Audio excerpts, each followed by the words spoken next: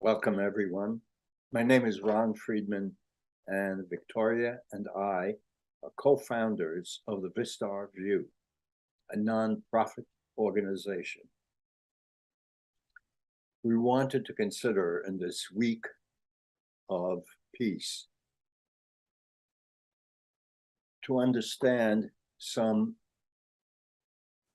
sayings from the New Testament which offer a different approach to understanding peace.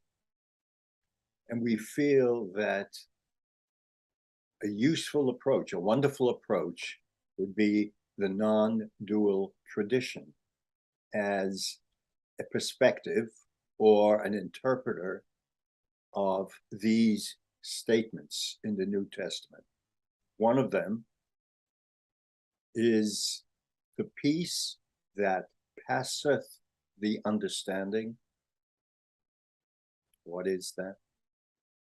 Another one is the peace that is not of this world.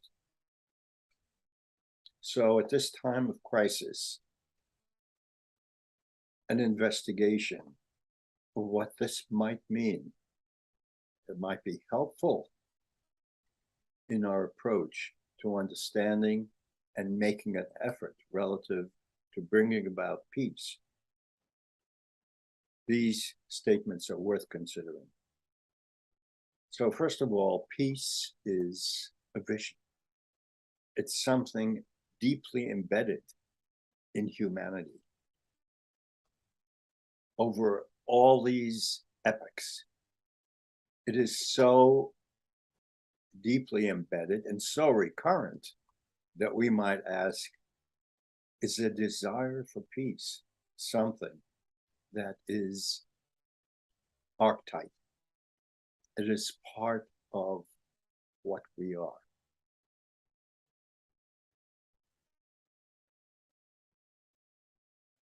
Let's take a look at these statements from the ordinary understanding and the extraordinary understanding that is beyond this world, that the non-dual perspective allows us to look at.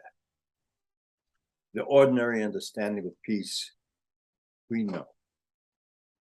A harmonic society where there is general agreement as to the basics. There is no war, violence, and evolution can occur in a simple, straightforward way, the development of a society and of humanity in general. The non-dual approach tells us, and basically, that reality is one. It is not two. There is no division within the universe. It is one. Everything is one. It's not a part of one. It is that one appearing as a part. The non-dual approach to getting at reality is called the direct approach. And the reason it is called the direct approach is because it is based on experiential knowledge. That is, it is based on what we actually are. And that truth, which is also a doorway to the entire universe, that truth can be discovered, recognized by looking at what we are, at our own experience directly. That is, we have the key. Over the gates at the Temple of Apollo at Delphi, there was written, "Know thyself." That was a transmission of the same truth, that by knowing what we are, we can discover reality and begin to function from that knowledge. We will look at this in a little bit more detail very shortly. But this is about peace, a peace that passes the understanding, cannot be understood by ordinary reason, by ordinary mentation.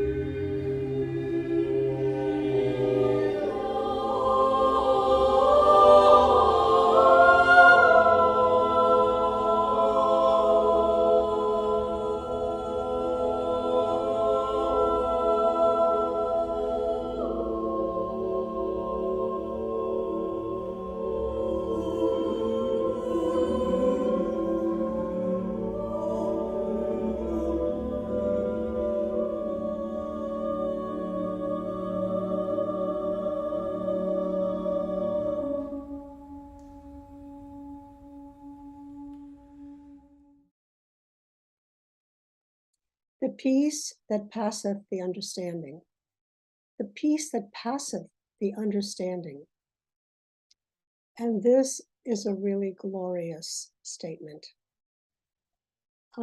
Understanding, though, is beautiful. Understanding can be very deep.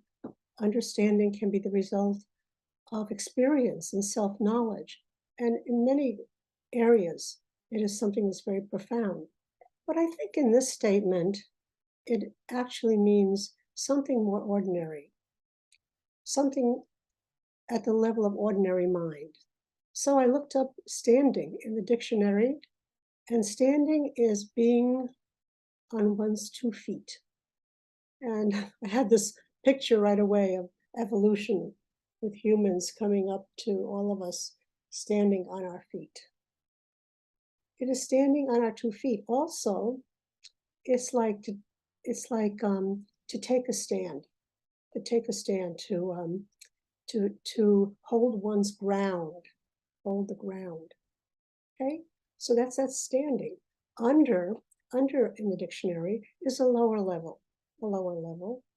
And so when we talk about this understanding, I think it's the understanding of what is under our feet, which is the earth.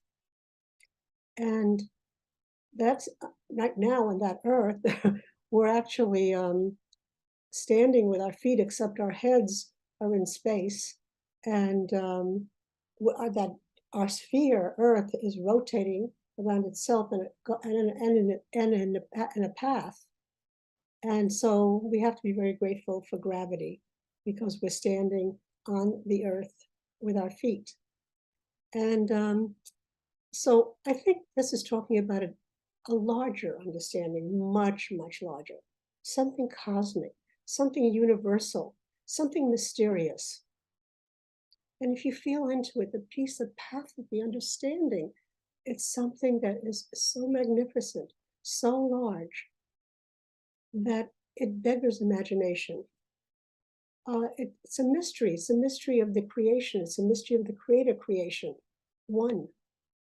What is that mystery? It is definitely not a mystery that our ordinary mind can understand. And it also points to the mystery about ourselves, the mystery of what is this earth? What is the universe? Who are we? It points to that mystery very, very deep.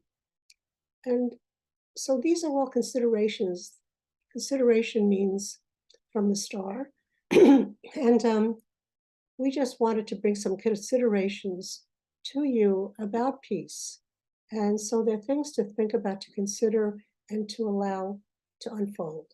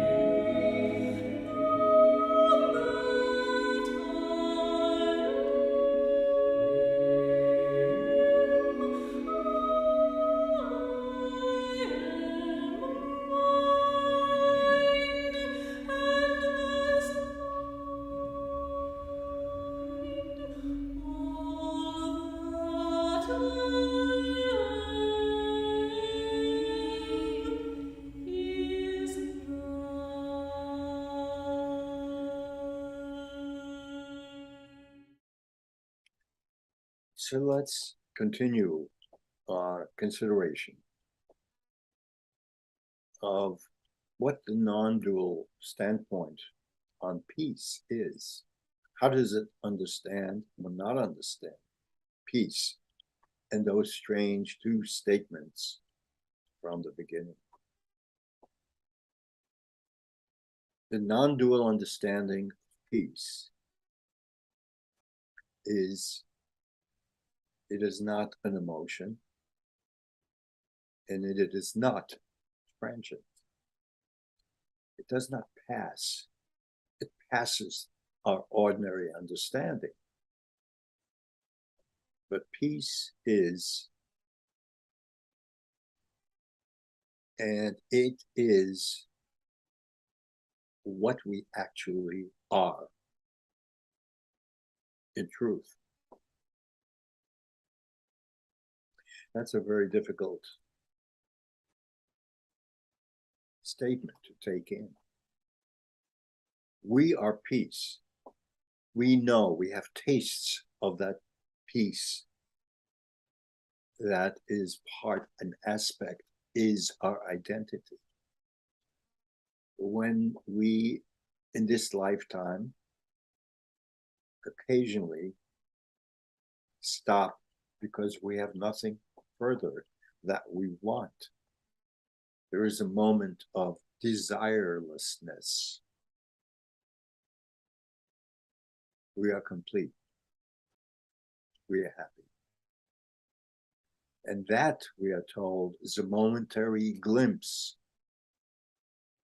of what we actually are. We are that.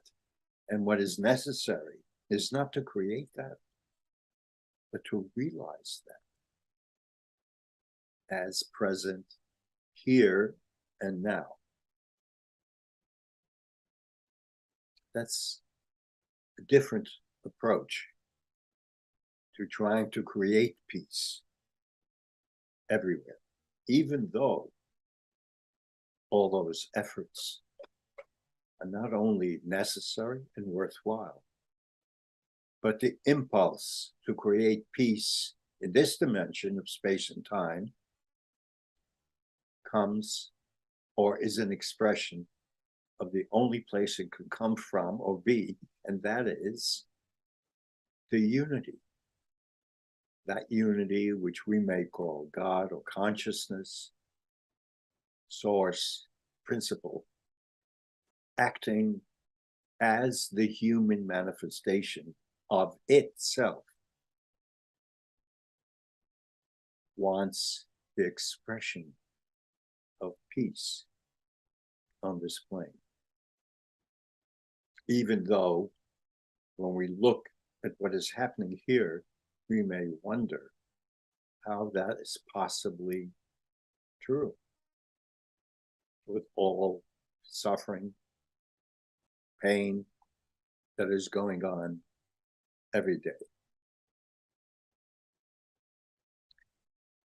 We should add very quickly that modern science, especially at the realm of the most fundamental level of the universe, quantum physics, points to the same almost inconceivable unity.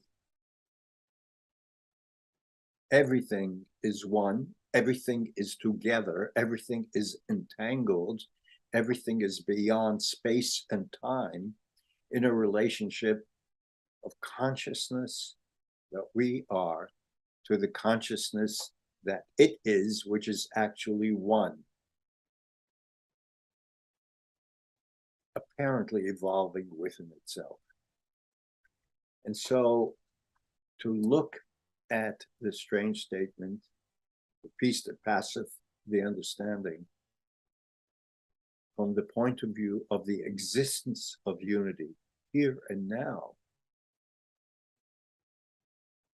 is a different approach. And I think very, very enlightening in terms of considering what are its practical implications.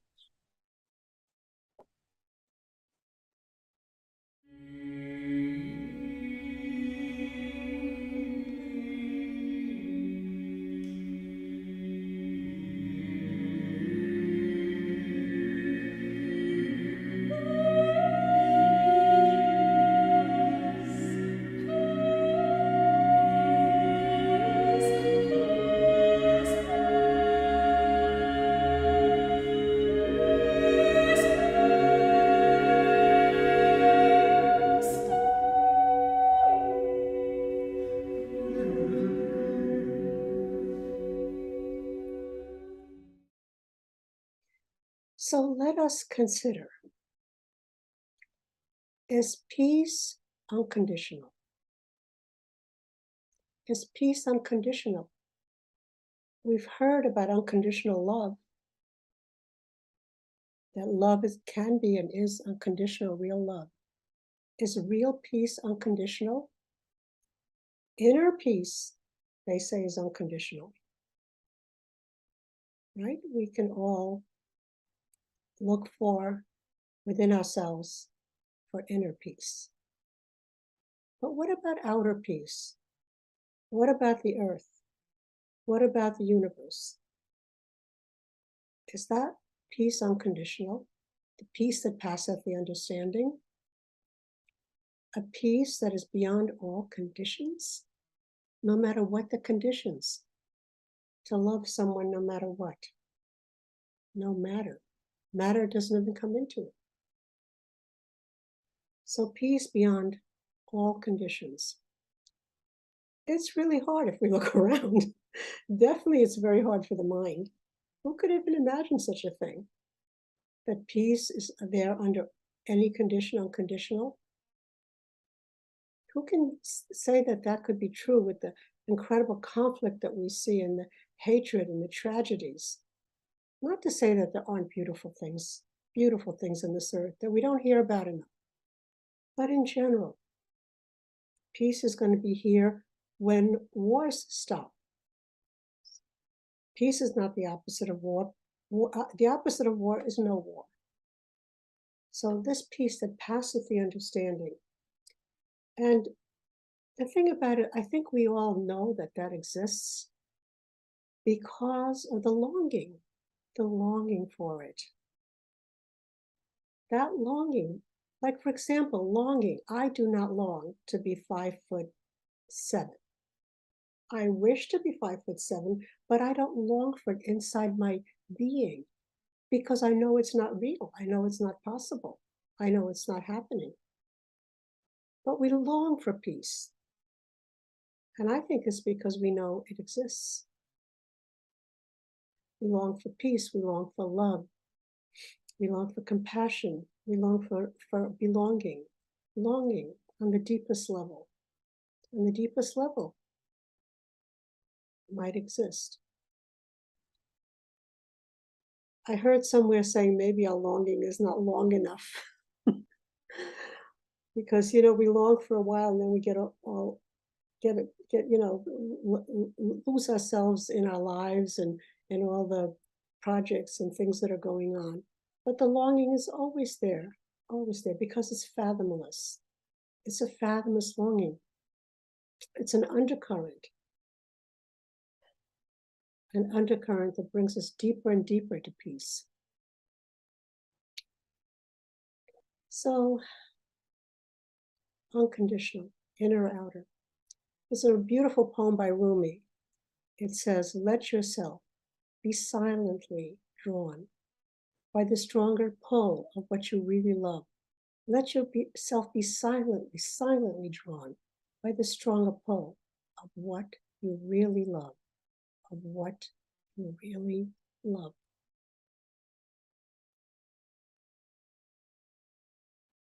All right.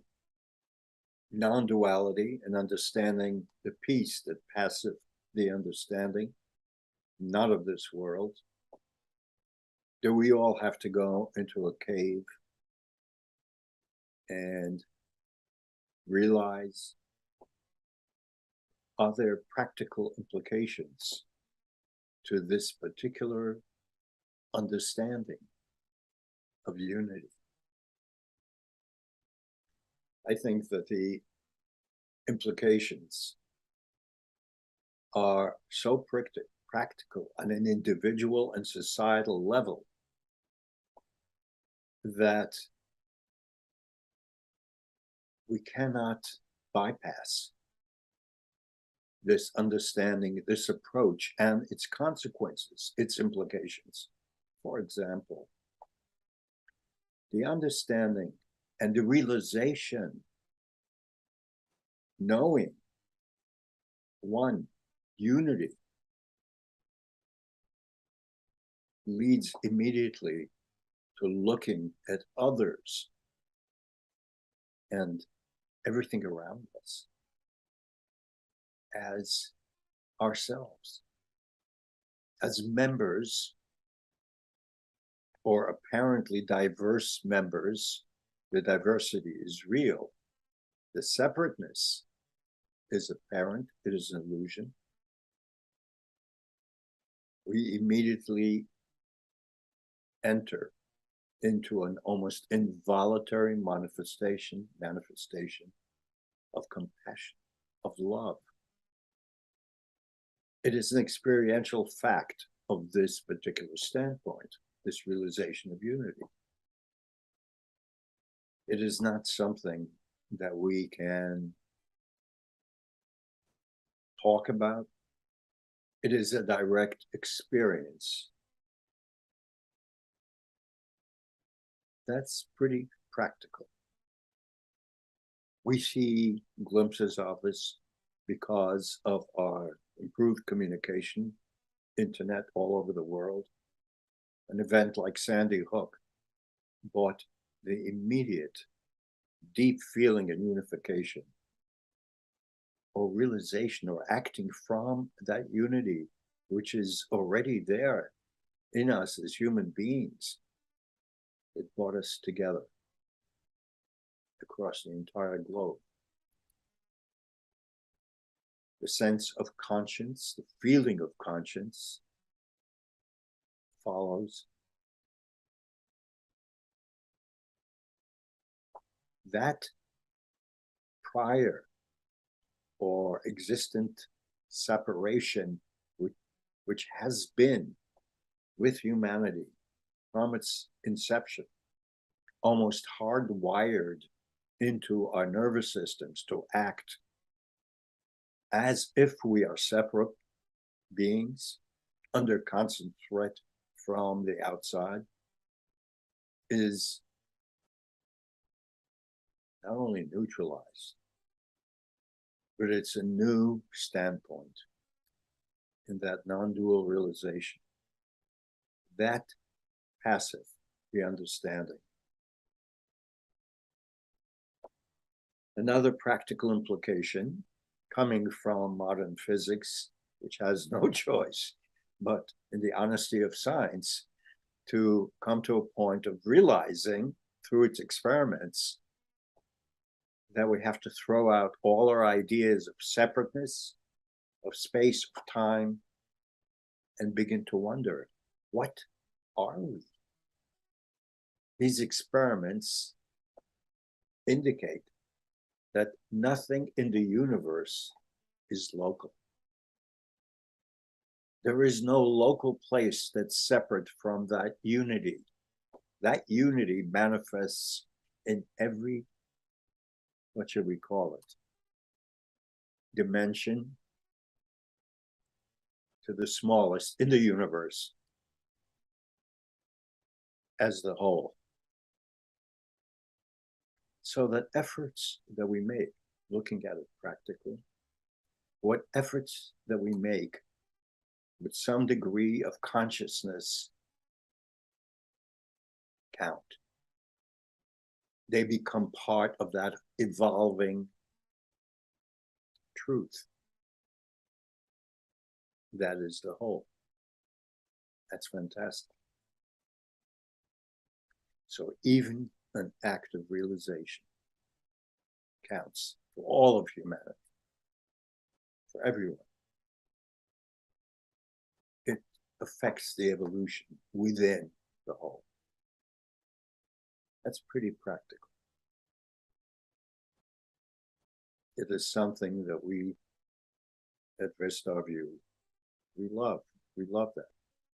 And we need that understanding sometimes when we make small efforts and wonder how it affects the whole.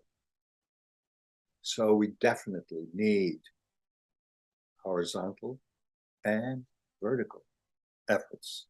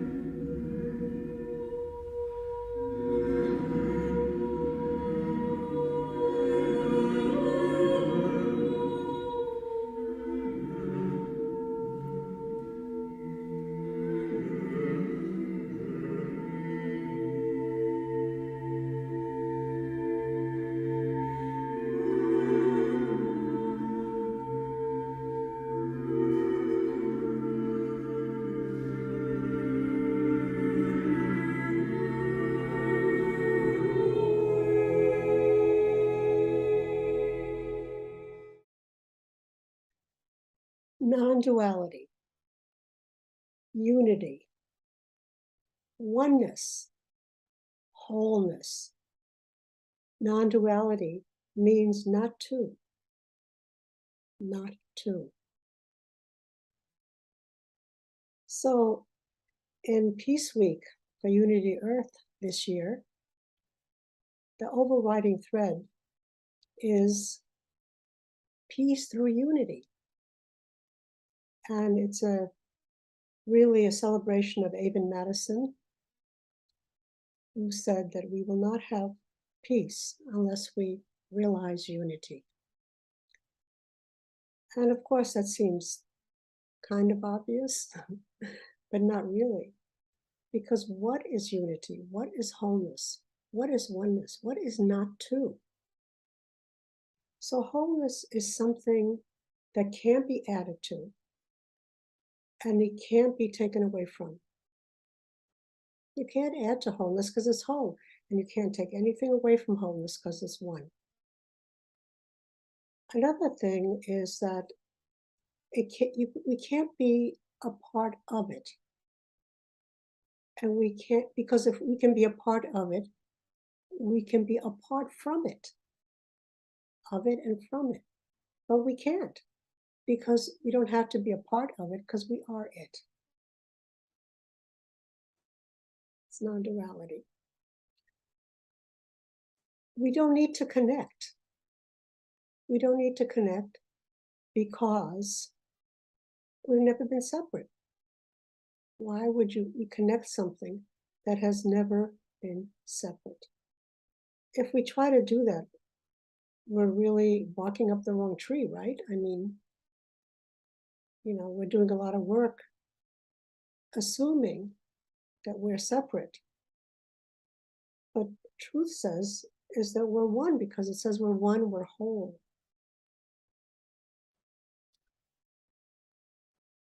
So it's like the ocean.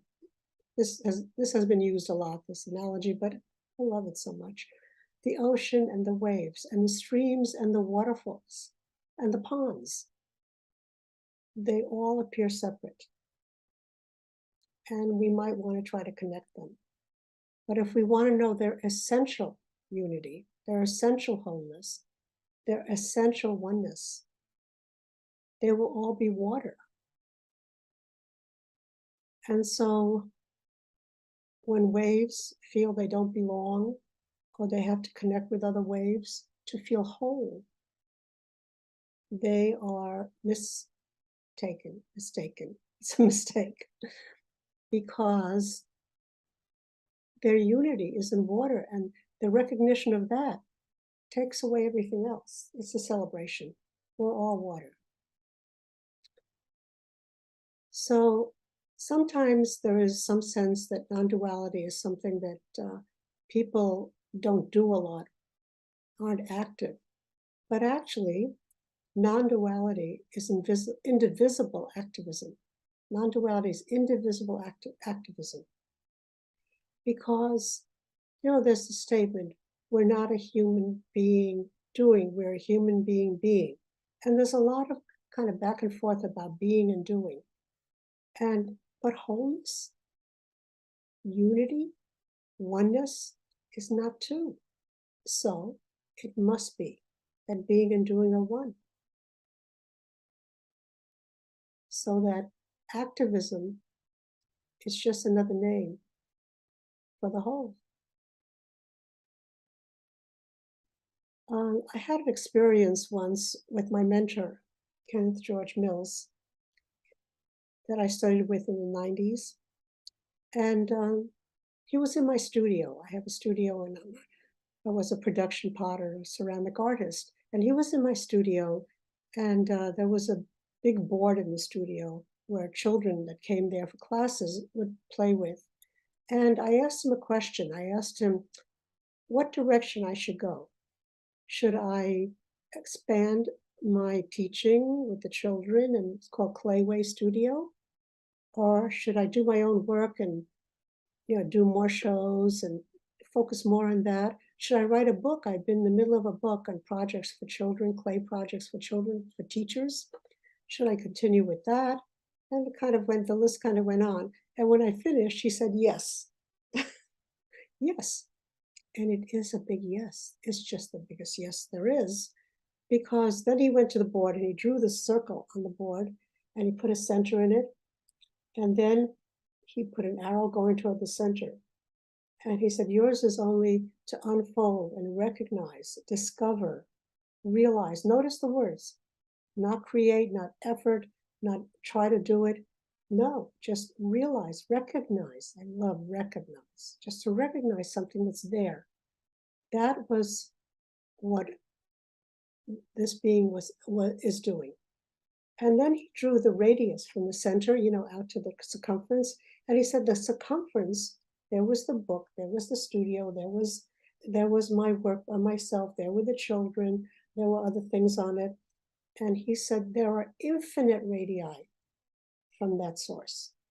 And they're spontaneous. They are not something that's thought out. They are spontaneous expression of what we are. So the activism that is so obvious, especially in our organizations, that is a beautiful example of radiating from the source. And so Kenneth Mills said, God rests in action.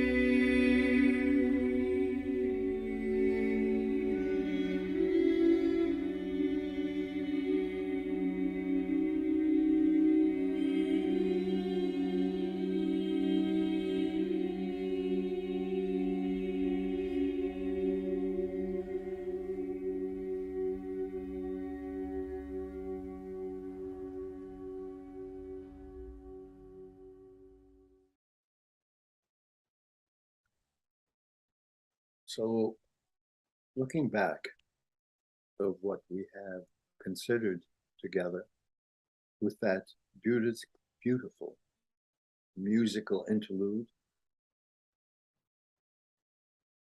punctuating our considerations,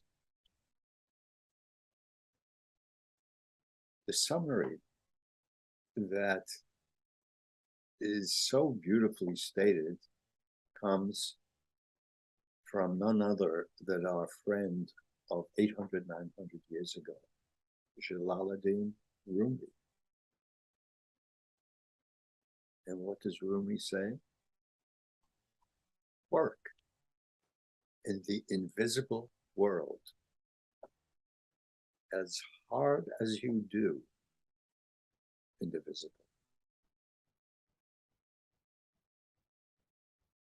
And that is what we have been talking about.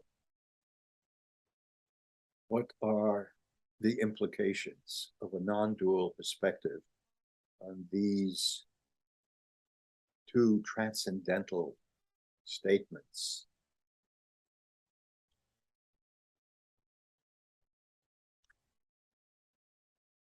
The implications of a non-dual understanding is an understanding that passeth, the ordinary understanding, in that peace and its consequences, its huge consequences, when realized, bring us to present change in every aspect of individual and group relationships, in how that might affect society, all hinging on taking away this sense of separateness, which has been so fundamentally inculcated in us from the day we were born. And realizing the truth of what we actually are, in knowing ourselves, brings about the power of conscience, of love. So truly then, when we say may peace may peace prevail on earth, we are really saying, may the recognition of peace, that it is an aspect of our true nature, of what we are here and now,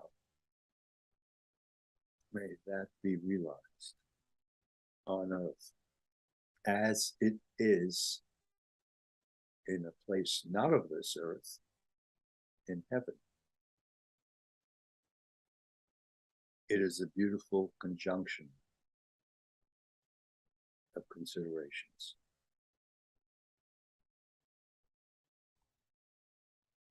Unity. Is unity real? Is peace real? Let's consider that. From a non-dual perspective, the test of reality is that it is unchanging. It is unchanging. Well, then let's take a look at the changing. Everything that changes is not real. What is real is something that never changes, is unchanging. Not that it never, it's just unchanging. So living on earth is considered the changing. There is so much changing. Oh my God. Things are just in complete flux, in complete evolution, in complete movement from the beginning till now. And everything is changing. Society is changing. Our knowledge is changing. Our technology is changing. Our ideas are changing. There is so much changing. And what about the human being? What changes about us? Everything. Our bodies change from growing and aging. That's pretty clear. Our mind, monkey mind, the mind is changing all the time, moving from one thing to another. And we say it's not just women who change their mind. The mind is changing. Our feelings, oh my God. really. I hope nobody's looking in from the outer worlds. I hope the higher beings and planets are not looking at our feelings, because they're always fluxing and always changing. So those changes are always going on. And it is said that the test of reality is something that does not change. So when we think of trying to change our problems, trying to change the things that are happening here, how do we think of them? Do we think of them from the changing? Do we think of solving our problems from the changing, from the level that created them? Do we consider the real? Something, how can we really, change? And perhaps we need to consider the unchanging. Maybe if we consider the unchanging and begin to recognize that and get the clarity that comes with that overview, that perspective, that standpoint, perhaps we will know more what we can change, what we can't, and have the wisdom to know the difference. So I would say that we need a radical change, a shift in perception. We have to shift how we perceive unity, how we perceive peace. Is it something that needs to be developed or created or worked upon? Or perhaps it is something that's not changing. If it's unchanging, then it's always there. The peace that changes is not the real peace. The unity that changes is not the real unity. In the Upanishads, the great teachings of the Advaita Vedanta, the Upanishads meaning sitting near to the teacher, reserved for the closest students of the great mystics. Now on our internet, the full color, it says that unity does not exist in the finite. Unity only exists in the infinite. So we need to consider, what if unity being present and unchanging is real? What if that's the truth? We just have to consider it. We don't have to believe it. We don't have to think it. We don't have to prove it. We just say, what if? It's just a consideration, because we're not engaging our mind. So the question here, really interesting question that I'd love to discuss with anybody, is how would we plan? What would we plan if we consider the premise that unity exists here and now? If we just consider that premise, like, here it exists, how would we plan? What would we do?